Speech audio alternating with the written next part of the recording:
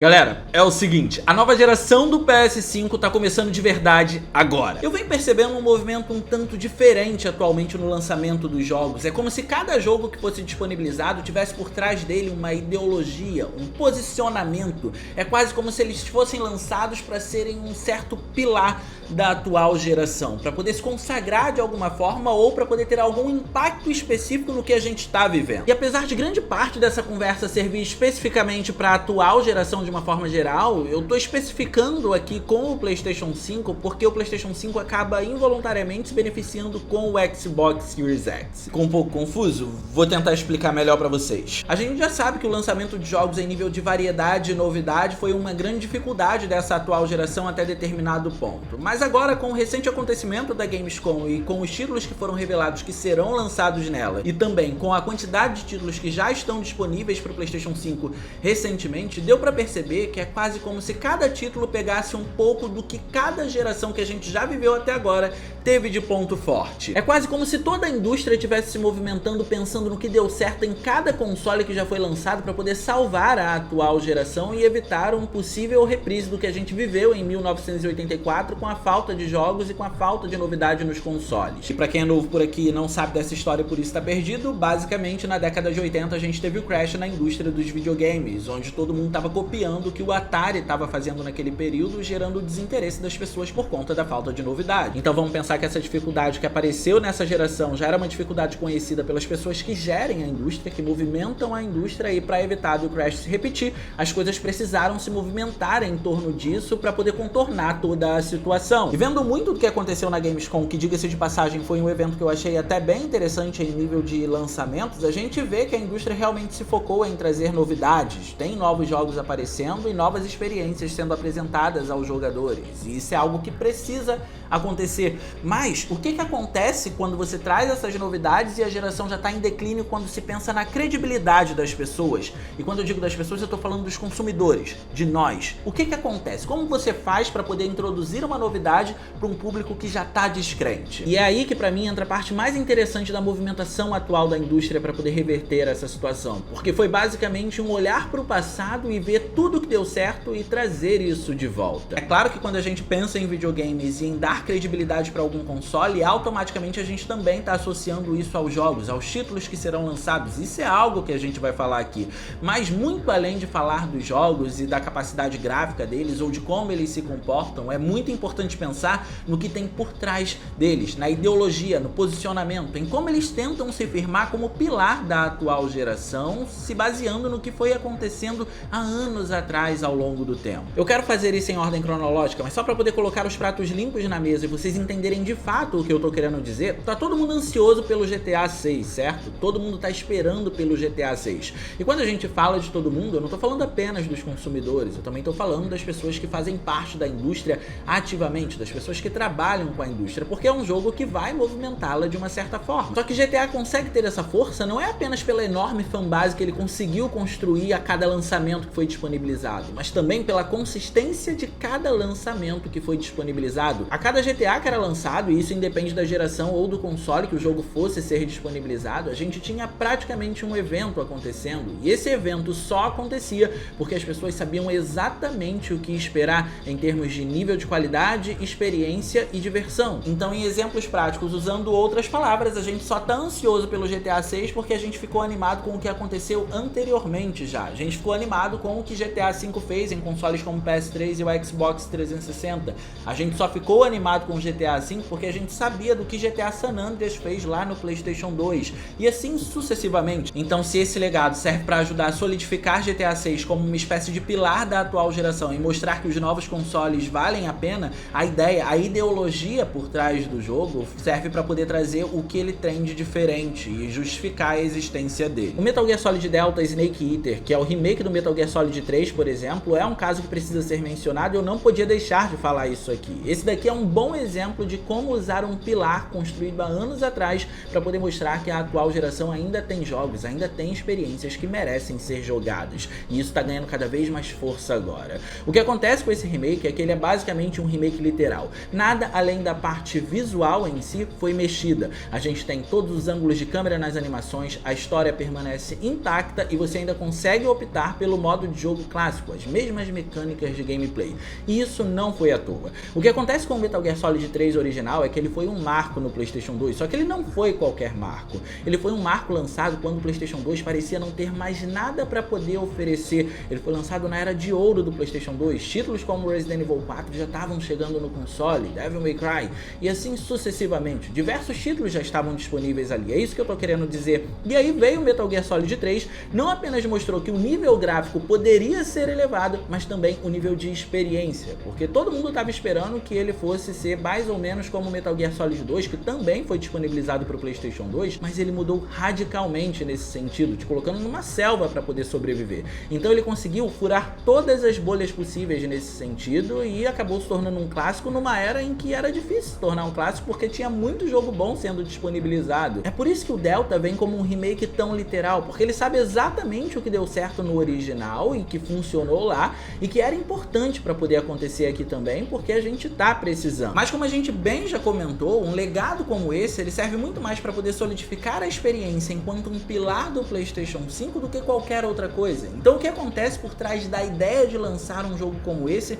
com essas características tão fiéis a como o jogo original era? O que acontece é que basicamente a gente não tem jogos como Metal Gear hoje em dia. O único que fazia frente, a única franquia que fazia frente a Metal Gear era Splinter Cell. A gente de fato tem muitos jogos hoje em dia que usam das mesmas mecânicas, de mecanismos parecidos aos que Metal Gear introduziu na indústria, mas nunca nada tão focado e tão nichado. O que se aproximava disso era Splinter Cell, que é uma franquia que está na geladeira. Então, trazer um Metal Gear do jeito que foi trazido, não apenas consegue trazer pra gente mais variedade, mais opção no mundo dos jogos, mas também traz isso com garantia, porque a gente tem o legado que automaticamente serve de pilar. Na minha cabeça, por exemplo, ainda pensando em toda essa geração do PlayStation 2 e nessa ideia de variedade, um novo lançamento de um novo Onimusha não está acontecendo por acaso. A gente sabe, por exemplo, que Dino Crisis é uma das franquias mais pedidas da Capcom, e o que ela anunciou pra gente foi um novo Onimusha. Mas por que isso?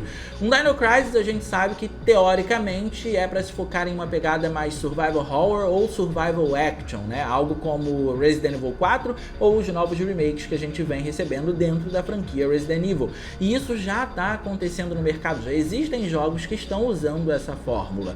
O que a Capcom parece estar querendo fazer nesse caso é trazer variedade, usando obviamente um legado que foi construído lá no PlayStation 2, porque apesar de Onimusha não ter sido a franquia que mais vendeu dela, ainda é uma franquia muito bem estabelecida com base nos fãs, é uma franquia que conseguiu construir um legado e uma fanbase sólida, entende? Então qual seria a ideia de trazer um novo Onimusha para a biblioteca atual do PlayStation 5? Basicamente trazer um jogo único, uma experiência única, uma experiência que consiga se destacar. Pode parecer muito simples, mas Onimusha não é um jogo tão fácil de classificar no meio dos gêneros que a gente encontra. Ele tem muitos momentos em que a gente realmente vai se sentir num jogo de hack and slash, de combate, mas ele também tem muitos momentos que se assemelham a um Resident Evil ou a um jogo de survival horror, só que ambientado em um Japão feudal. E isso é o que torna o jogo tão único, a franquia tão única. Essa capacidade que ela tem de unir esses dois elementos é diferente de qualquer outro jogo de hack and slash que a gente vê por aí. E você deve estar pensando, nossa, o Pedro prefere um lançamento de um novo Onimusha ao invés de um novo Dino Crisis. Eu não disse isso. O que eu tô querendo dizer é que é muito mais interessante pro cenário atual lançar um novo Onimusha porque ele tem características mais únicas do que um Dino Crisis pode ter. Diversos outros jogos já estão fazendo o que o Resident Evil faz, mas a gente não vê jogos nesse estilo de combate fazendo o que o Onimusha conseguia fazer tão bem, porque ele era realmente muito único dentro dessa área. Tá, mas onde é que entra a Microsoft com o Xbox nessa história toda? Entra agora. Eu quero saber genuinamente se vocês prestaram atenção em como Ninja Gaiden 4 tá chegando pra gente, no que ele tá se propondo em fazer. Você já deve ter reparado que grandes títulos de hack and slash ou já não existem mais ou estão mudando de área. God of War, que era um hack and slash frenético, hoje em dia a gente já não pode dizer que ele pode ser classificado exatamente nessa mesma área. E outros jogos que têm a oportunidade de ser um hack and slash frenético à la Devil May Cry estão indo pelo lado do gênero Souls, que acabou se tornando um gênero de fato. Parece que a gente sabe que se tornou um padrão de movimento na indústria e a gente sabe que todo padrão de sucesso acaba sendo replicado em massa. Foi assim com Call of Duty, por exemplo, lá na 7ª geração especialmente. Então acontecer isso com o gênero Souls não é nenhum tipo de surpresa. O problema é que uma massificação como essa não apenas acaba tirando o espaço de outras franquias, como também acaba tirando considerando a variedade que a gente tem nos jogos. Você realmente quer saber onde Ninja Gaiden 4 entra nessa conversa? Ele é um hack and slash genuíno. Ele é o tipo de jogo em que você não precisa se preocupar com nada além de pular de uma plataforma para outra e também enfrentar os inimigos que aparecem na tela em grande quantidade. Isso tudo com uma dificuldade um pouco mais elevada que o normal para jogos desse gênero. Isso é Ninja Gaiden, e esse foi o tipo de jogo que a gente perdeu durante muito tempo por conta da popularização dos jogos do gênero Souls. Essa história, inclusive, entra com o Xbox em paralelo com o que o PlayStation 2 estava fazendo, porque foi com o primeiro Xbox que a gente pode dizer que Ninja Gaiden de fato conseguiu explodir dentro da indústria. Até porque com o primeiro Ninja Gaiden a gente teve uma demonstração de poder do que o novo console da Microsoft daquela época conseguia fazer. Era um jogo realmente muito bonito, e ter isso de volta com o Ninja Gaiden 4 não só traz a variedade que a gente precisava, mas também dá uma quebra em tudo que a gente estava encontrando no quesito gênero Souls, porque a gente precisa de outros jogos em outros segmentos de combate. Obviamente eu tô trazendo o Ninja Gaiden o associando ao Xbox para poder mostrar como o Xbox se apresentou a franquia para o mundo, mesmo que ela já existisse antes, mas essa é uma saga que já tá no PlayStation há um bom tempo, ela já perdeu a exclusividade com a Microsoft há muitos anos. Só que existe uma outra franquia que é a primeira vez que tá aparecendo no PlayStation 5 e que tá sendo usada para poder compor a biblioteca do console, trazendo muita variedade. E é por isso que eu acho que agora é interessante a gente pensar no Xbox 360, saltar uma geração à frente. Isso que você tá vendo nesse momento é Gears of War Reloaded, uma espécie de remasterização barra remake do primeiro Gears of War que foi disponibilizado lá no Xbox 360. Se você falasse que isso ia acontecer pra mim há 10 ou 15 anos atrás, eu ia te dizer que você tá delirando, mas a grande realidade é que aconteceu. A gente tá vendo um jogo da franquia Gears of War chegando no PlayStation e parece que esse é só o começo dessa história. Provavelmente Gears of War Reloaded está sendo disponibilizado no PlayStation 5 para poder introduzir os usuários do PlayStation à franquia e fazer assim com que eles se aproximem dela, criando um vínculo de intimidade para serem preparados para o próximo jogo que vai ser disponibilizado, o Gears of War E-Day. E existe toda uma história por trás disso. Gente, todo mundo sabe do forte posicionamento que a Sony teve na 7ª geração com os exclusivos dela. O catálogo de exclusivos da Sony é realmente impressionante naquele console até hoje. O PlayStation 3 tem jogos incríveis que são exclusivos. O ponto é que, mesmo com um catálogo tão forte como esse, não dava para ofuscar o que Gears of War estava fazendo no Xbox 360. Se você tinha um PlayStation 3, no mínimo você estava curioso para poder saber o que o jogo era capaz de fazer, especialmente porque foi uma franquia que se desenvolveu bastante no Xbox 360. A gente teve pelo menos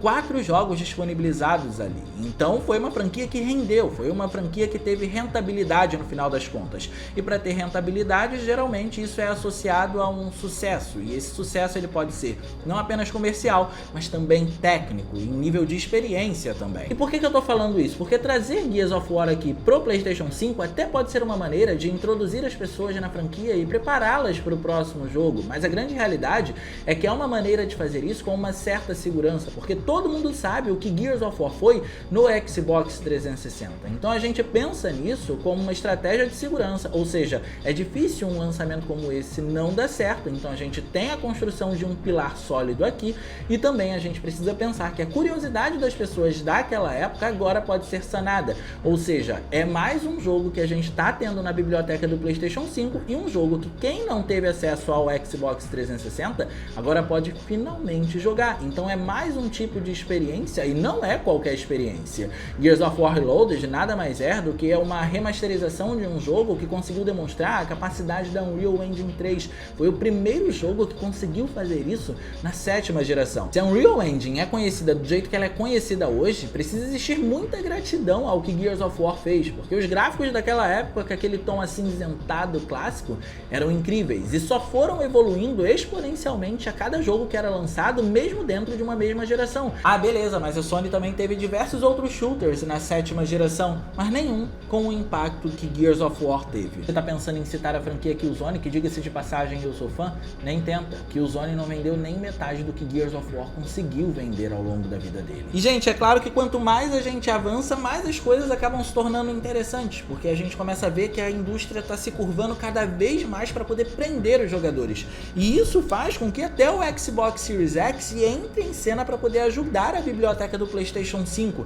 E eu tô pronto para poder falar sobre isso com vocês. Mas antes eu tenho um recado. O catálogo de jogos do PlayStation 5 tá crescendo cada vez mais. Só que agora a diferença é que os jogos do Xbox começaram a chegar para o console também. Agora você tem um número de títulos muito maior, porque diversos outros títulos do Xbox agora podem ser experienciados no PlayStation 5. E para você aproveitar tudo isso, claro, a Forte Games entra na história. A loja tem inúmeros modelos de PS5 e tem até alguns bundles promocionais do console para te ajudar a economizar. E claro, tudo com muitas facilidades também. Lá você ganha desconto no pagamento à vista, pode parcelar em até 9 vezes sem juros e usar mais de uma forma de pagamento, além de ter o frete mais rápido do país totalmente de graça. Vai por mim, você não vai encontrar tudo isso junto em outro lugar. Pode pesquisar. E não tem espaço para preocupação porque a loja tem atendimento humanizado no WhatsApp e sistema de segurança para proteger o seu dinheiro. Então não perde tempo, vai para Forte Games aproveitar todos esses benefícios. Link no comentário fixado e na descrição. Falando do jeito que eu falei até agora, parece que não existe nenhuma nova franquia sendo disponibilizada ou até mesmo uma franquia antiga tentando se reinventar e impressionar os jogadores e fazendo isso com sucesso.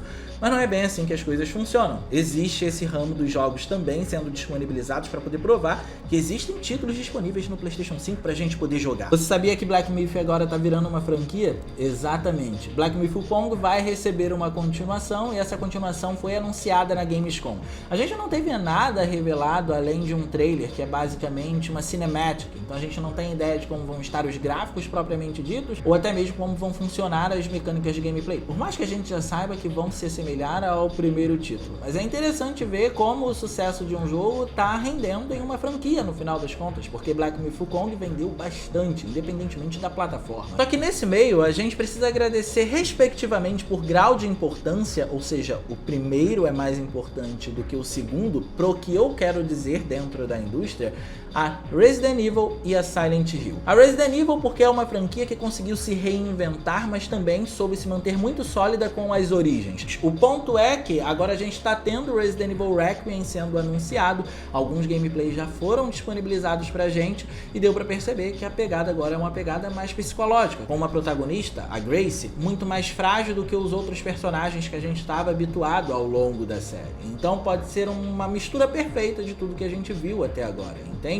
Isso tudo faz com que, apesar dessa ser uma saga muito antiga, seja também uma saga que consegue se reinventar, mesmo que isso leve a uma mistura dos dois elementos, do novo com o velho, porque o Resident Evil Requiem parece se ambientar muito no novo, com toda essa pegada psicológica, mas beber muito da fonte do que os clássicos trouxeram, entende? E em paralelo, a gente vai para outra franquia renomada do gênero de survival horror, que é Silent Hill. Agora a gente vai receber Silent Hill F, que é o primeiro Silent Hill que vai se passar no Japão. É um Silent Hill que vai ter uma ênfase muito maior nos combates, mas parece que vai ter uma trama tão digna de um survival horror ambientado no país quanto merece. Então eu acho que a gente está indo pelo caminho positivo. E o que essas duas franquias trazem pra gente? A força do gênero de survival horror atualmente, amplificando a biblioteca do PlayStation 5, solidificando esse pilar.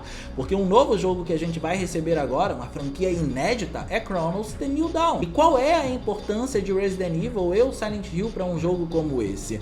Basicamente, solidificar o pilar do gênero de survival horror. Se a gente olha em retrospecto, por volta de 2007 até mais ou menos 2015, o que sustentava os jogos do gênero de survival horror eram os jogos desenvolvidos por estúdios indies, estúdios independentes. Então a gente encontrar um estúdio que está se arriscando a trazer uma nova IP assim, isso só pode ter acontecido porque Resident Evil e Silent Hill, no final das contas, conseguiram solidificar o gênero de uma forma geral. Só que nessa linha cronológica a gente chega no PlayStation 4 e pensando no PlayStation 4 especificamente, parece não existir grandes experiências que foram provenientes dele chegando no PlayStation 5, entende? Mas existe uma que tá pra chegar e muita gente tá ansiosa, que é Ghost of Yotei. Pra ser muito honesto com vocês, de acordo com o que já foi liberado a respeito do jogo, Ghost of Yotei parece não fazer nada de muito inovador. Ele não parece se diferenciar muito de Ghost of Tsushima, mas a grande realidade é que não necessariamente ele precisa fazer algo de inovador quando a gente pensa pensa no que Ghost of Tsushima fez no PlayStation 4.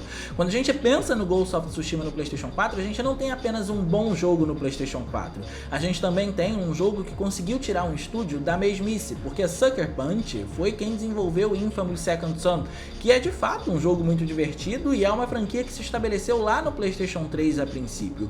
Só que era uma franquia que a princípio estava já apresentando sinais de cansaço. E a Sucker Punch, por consequência, precisava mudar a rota do cenário para poder trazer alguma experiência nova. E deu em Ghost of Tsushima. Ghost of Tsushima é um jogo muito bom e Ghost of Otei está seguindo por esses mesmos moldes. Então a gente não tem muito que se preocupar nesse sentido e é mais uma experiência que a gente vai ter na biblioteca do PlayStation 5. E aí a gente chega na parte da história em que o Xbox Series X está ajudando o PlayStation 5. A gente já recebeu Forza, a gente já recebeu Hellblade e todas essas são experiências que eu acho que são válidas de serem jogadas, válidas de serem experienciadas no console da Sony. Só que tem uma que eu acho que é importante que a gente jogue e é Indiana Jones and the Great Circle. Eu não sei o quão fãs de Tomb Raider ou de Uncharted vocês são, mas eu sei que se vocês são fãs de algum desses jogos, vocês são tão órfãos quanto eu, porque essas duas franquias nunca mais deram as caras e pensando no que está acontecendo com a Crystal Dynamics, olhando para Tomb Raider,